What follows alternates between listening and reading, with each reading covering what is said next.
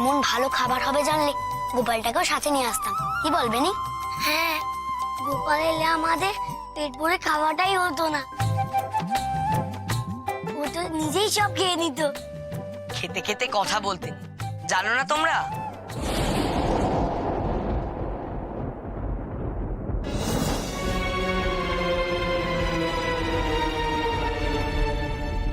লোকনাথ, প্রদীপটা তো নিভে গেল রে, কি হবে এবার? ওই বোধহয় কারোর আত্মা নেমে এলো। হ্যাঁ লোকনাথ, শুনলি না গুরুমা কি বললো? আজকের দিনে আমাদের স্বর্গীয় পূর্বপুরুষরা আমাদের দেখতে আসে, তো সবাই ভূত। তাতে কেউ না আসলে প্রদীপটা নিভে যাবে কেন বল? ধরবেনি, তুই না একটা ভেতর দিন ভূত ভূত করে পাগল হলি। ওরা যে আমাদেরই পূর্বপুরুষ সেটা ভুলে গেলি? ভয় পেও না, ভূত বলে কিচ্ছু হয় না। বিশ্বাস না হয় আমি প্রদীপটা আবার জ্বালিয়ে দেখাচ্ছি, দেখো।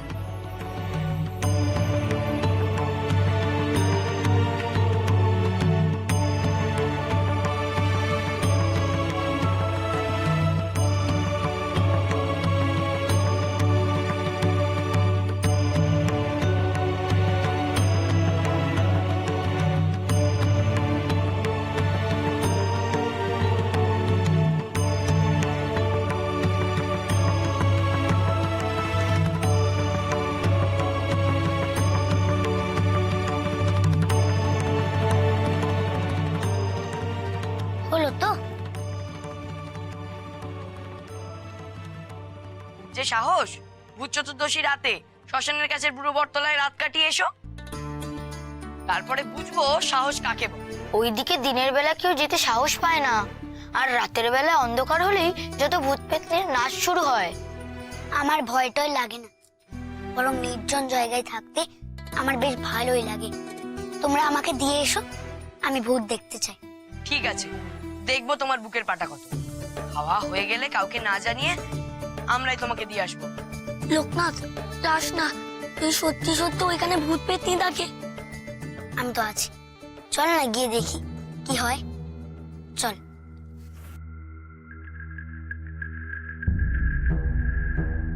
চল, পাকা ছোড়াটাকে ছেড়ে দিয়ে আসি, দেখবি কাল সকালে কেমন ঘাড় মুটকে পড়ে থাকে বাসন। অন্য নে মা, তাড়াতাড়ি হাত চালিয়ে একটু চালগুলো বেছে নে। হ্যাঁ গুরুমা। ওরে এখনো তো অনেক নারকল কোড়া বাকি রয়ে গেল, তাড়াতাড়ি কর। ওমা পার্বতী, তোর আর কোনোদিনও কাণ্ডজ্ঞান হলো না দেখছি। দুদিনের জন্য অতিথি হয়ে মেয়েটা এসেছে, তাকে দিয়েও তুই কাজ করাচ্ছিস? ছি ছি ছি, কি কাণ্ড বলো দেখি। না না মা, আমি কি ওকে কাজ করতে বলেছি নাকি? ও তো নিজে থেকেই। বলি ও মেয়ে, দুদিনের জন্য বেড়াতে এসে কেউ কাজ করে? কাজ করার জন্য তো আমরা আছি। তুমি বরং যাও, ওদিকে গিয়ে গপ্প করো, যাও। না না, পুজোর জন্য কাজ করতে আমার ভালোই লাগে। তবে যাই বলো, ওর হাতের কাজ কিন্তু খুব ভালো। দেখো চাল বেচেছে, একটাও দানা মাটিতে পড়েনি।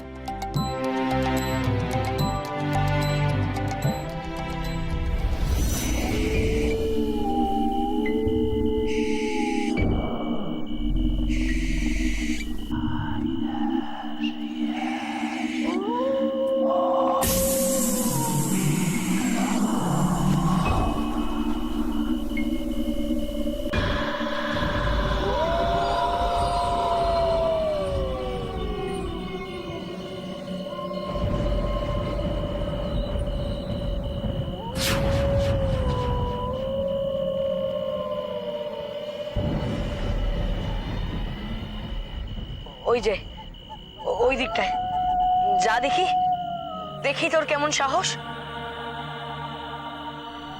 আচ্ছা লোকনাথ, যাস না, যদি সত্যি সত্যি কিছু হয়ে যায় তাহলে কাকিকে আমি কি বলবো? বলো রে বলো রে হরি বল, বলো রে হরি বল, বলো রে হরি বল, বলো রে হরি বল। লোকনাথ, শুনতে পাচ্ছিস? কারে যেন মরা নিয়ে যাচ্ছে। যাস না লোকনাথ, ধুর বোকা, এতদিন তোর বন্ধুর সঙ্গে থেকেও তুই তোর বন্ধুকে চিনতে পারলি না, শুধু শুধু ভয় পাচ্ছিস। তবে আমি আসি গো।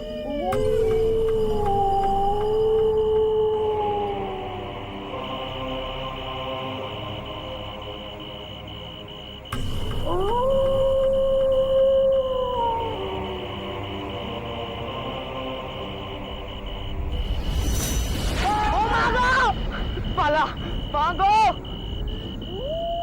বাবা গো, পালা।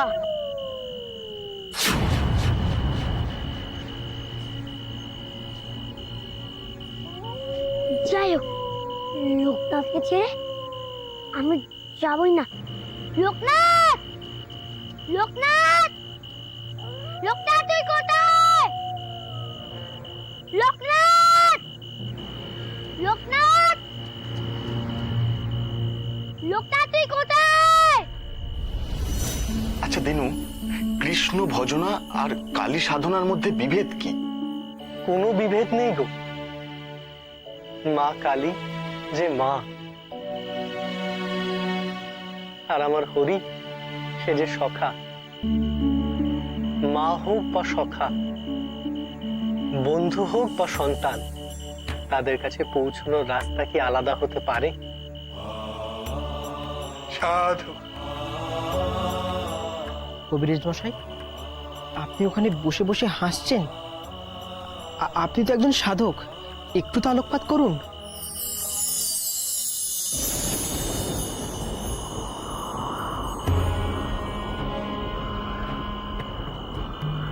হে ঠাকুর, হে মহেশ্বর, বাঁচাও লোকনাথকে।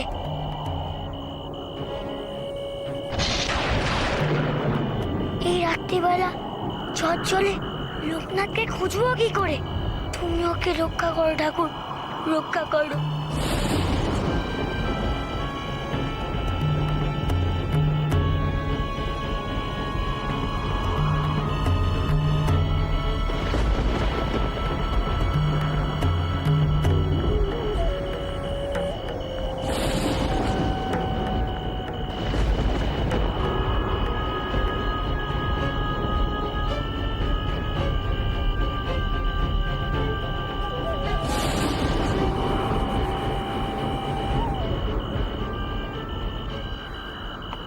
এই দেখো, আমার মেঘ ডাকে কেন?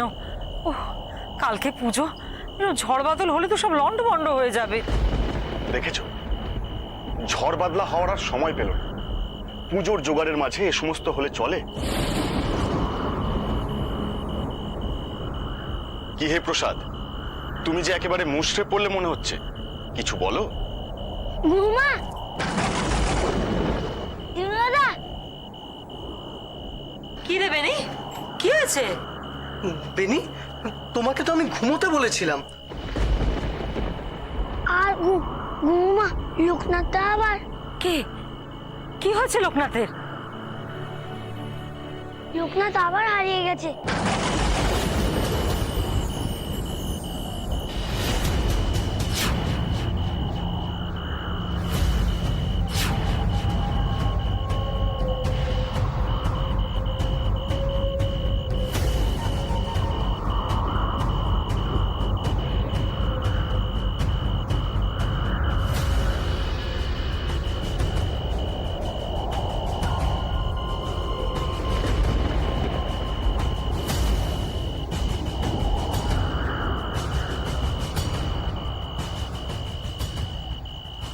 এই তো, এটাই তো সেই বুড়ো বটতলা বলে মনে হচ্ছে।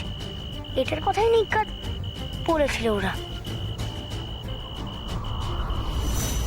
দেখলেন গুরুমা, ছেলেটার কি কাণ্ডজ্ঞান আপনি দেখলেন? এই তো কয়েকদিন আগে একটা বড় বিপদের হাত থেকে বেঁচে উঠলো, তারপর এখানে আসতে না আসতেই।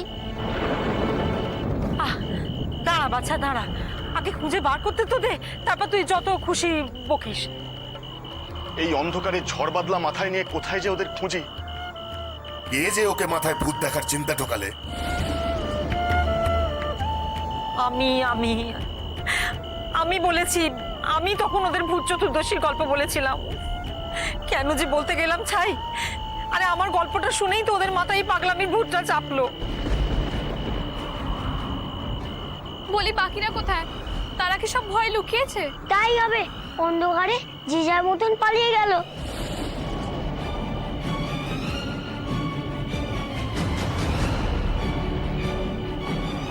তার মাঝে লোকনাথটা যে কোথায় গেল? বেনি, তোমার বন্ধুটি কোথায় গেছে তুমি জানো? না ঠাকুর, কিন্তু সবাই বলছিল শ্মশানের ধারে বুড়ো বটতলায় লোকনাথকে রাত কাটিয়ে আসতে।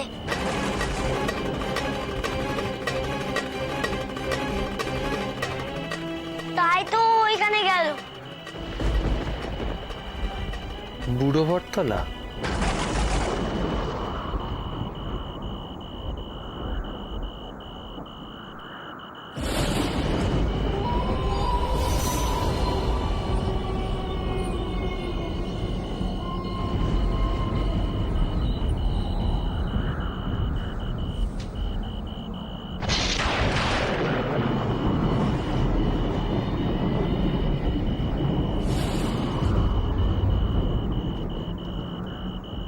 কি বুড়ো ভট্টারা শ্মশানের ধারে রাত্রেবেলা যাওয়া? খুব সাহস পেয়েছে না তোদের? তখন কেন বারণ করিসনি ওকে? বল। এখন ওকে বকে কি হবে? এখন তার থেকে বরং মশাল জ্বালো। চলো সবাই মিলে একবার বুড়ো বটতলায় গিয়ে একবার খুঁজে আসি। হ্যাঁ, চলো আমরা সবাই মিলে খুঁজলে হয়তো পাওয়া যেতে পারে। চলো চলো। না, কারুর যাওয়ার দরকার নেই, আমি সেখানে যাব। সে কি গো, ওইখানে একাই আধারে?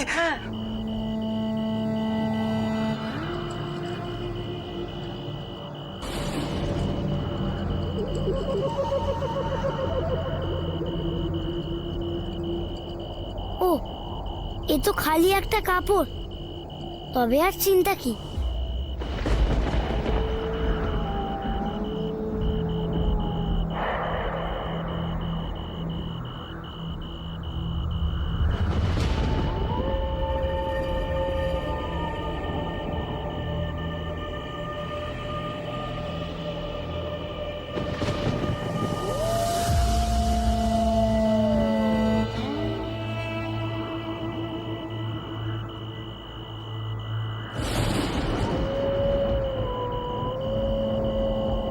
এখানে তো কেউ নেই, তাহলে সবাই এত ভয় পায় কেন?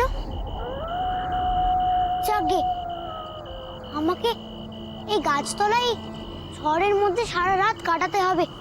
আমি বরং ধ্যান করি।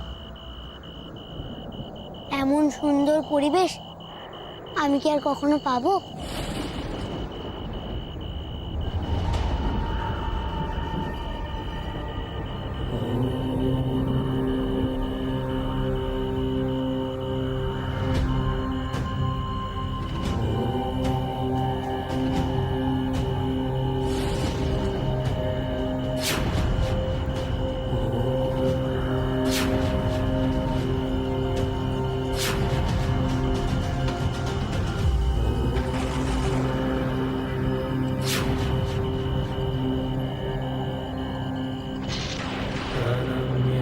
शिरसादेवं गौरीपुत्रं विनायकं भक्तं वासं स्मरन् नित्यं मायुं कामर्थसिद्धये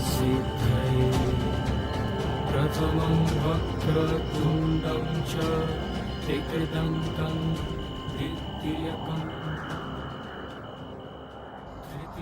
এই ছেলে কি সত্যি আধার? নইলে এমন ঝড় জল ভয় রাতে নিশ্চিন্তে একা একা বসে ধ্যান করে যাচ্ছে। একবার পরখ করে দেখতেই হচ্ছে।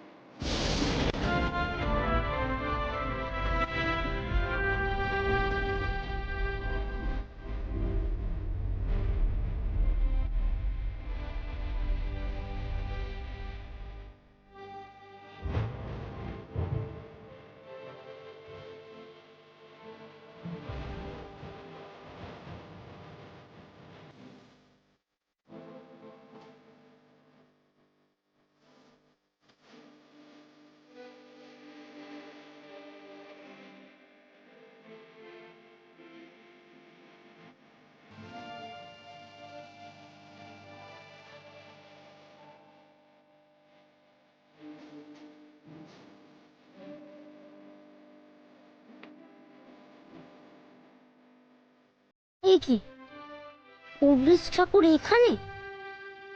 আমি ঠিক দেখছি তো, নাকি ধ্যানের মধ্যে দেখতে পাচ্ছি?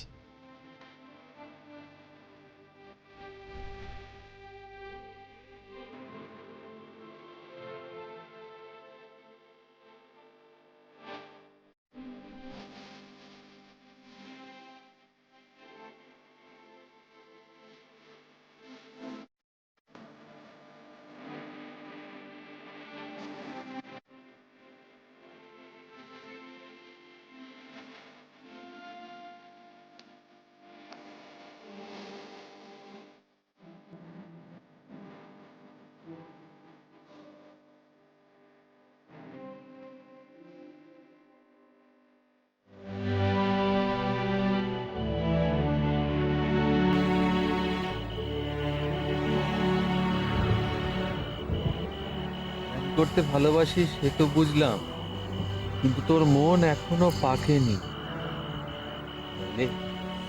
নইলে এমন একখানা গানে কি কারুর ধ্যান ভঙ্গ হয়?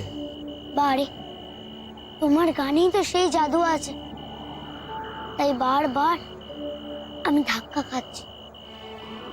মন ভেদ করে ঢুকে যাচ্ছ তোমার গান দিয়ে।